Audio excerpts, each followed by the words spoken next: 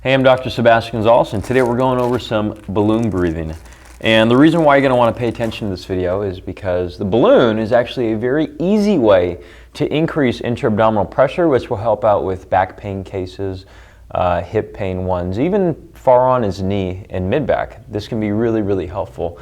And I give this to a lot of my clients, and they don't understand why at the beginning. They think it's ridiculous, and rightly so. But here's the whole concept of the balloon, okay? We need to first create intra-abdominal pressure, and I'll show a demo at the very end as well. But the way that balloons work and air works, and air pressure works anyways, is right now there's more pressure in this balloon than there is in the surrounding air. So when I let go, it comes out. So air likes to travel from areas of high pressure to low pressure. And when we're talking about the core area, when you think about really what this is here, so we have this region, which all it has is a spine in the back, skin and muscle on the sides, and in the inside is organs and pressure. And what we're trying to do with this balloon here today is we're trying to keep the pressure inside this cavity higher than this. And here's how we're going to do it. Okay? So stick with me on this one. This is it's going to seem longer than it's going to be, but I promise there's a reason why I have to explain it this way. Okay? So here's the first thing. Feet up on the wall. And you've probably seen this in other couple demos as well. You can put your feet onto a bench and so on. You can go feet free.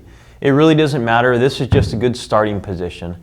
Now I'm going to turn this way just so you can see. So right now my knees are into a proper squatting position is where I like you to start. And they're about parallel or 90 degrees from the hips. So 90, 90, and then 90-degree angle here. I'll roll back.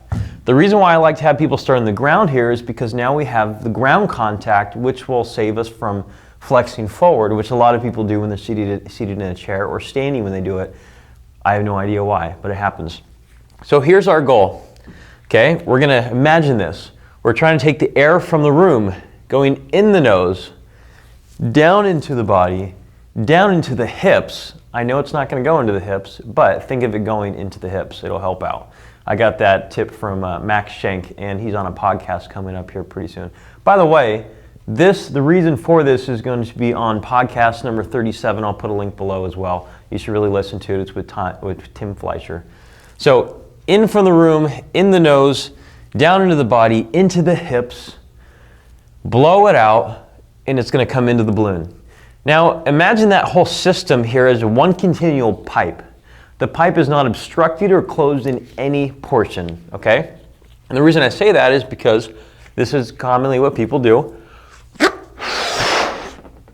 They'll blow the balloon up, pinch it off with their finger or their lips, and then they'll breathe in through their nose. But the whole point is to create this pressure, okay? We're keeping the pressure in the balloon by using the pressure in the abdominal cavity. So here's what a good one looks like. I'm going to go in the nose, in here, into the hips, out into the balloon while not closing the lips.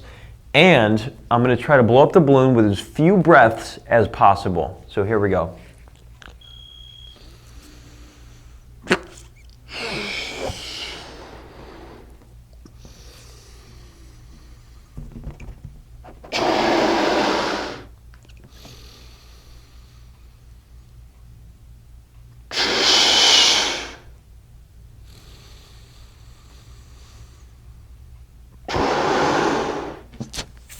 Now, what you probably saw is again, I wasn't holding it, but that was mainly the reason was because I wanted to show you that I wasn't clapping it off with my fingers, but you can hold it just to make sure it doesn't fly away, okay? So what a faulty one looks like, and this is really common with people with deep core stabilization issues or people with back pain and hip pain, it's gonna look like this. And it's probably it's the most complicated thing for them to do in their life. And they look at you like, why is this so hard? Okay, here's what it's gonna look like.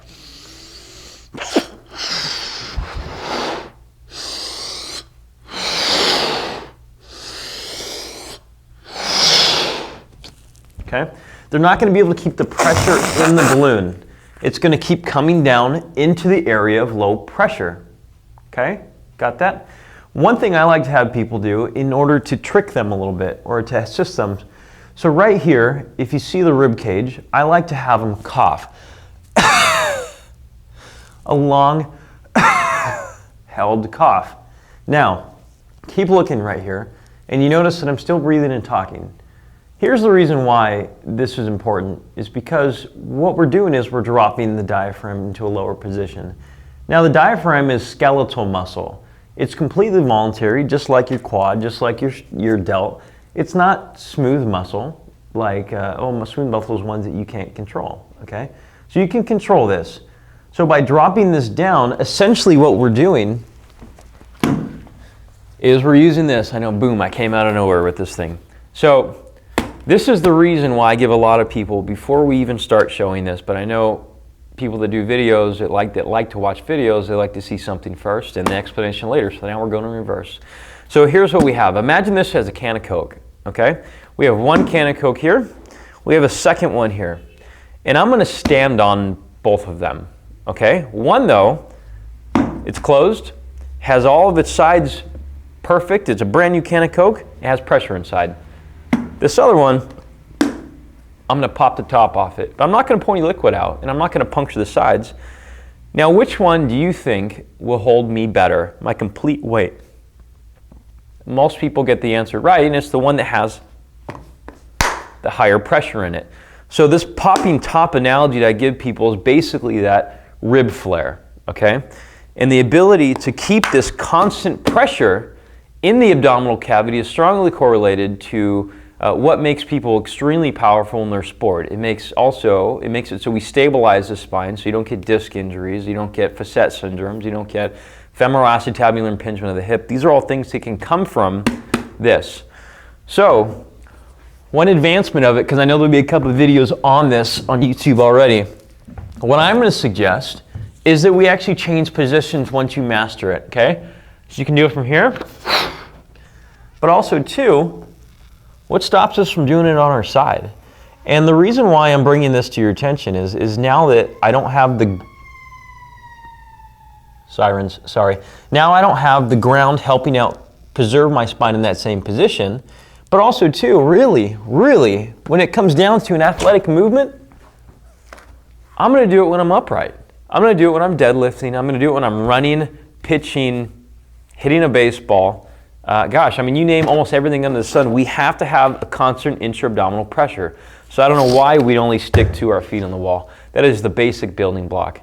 So this is something you can try. You can buy a bag of these for like $1 at the store. Just buy them on Amazon.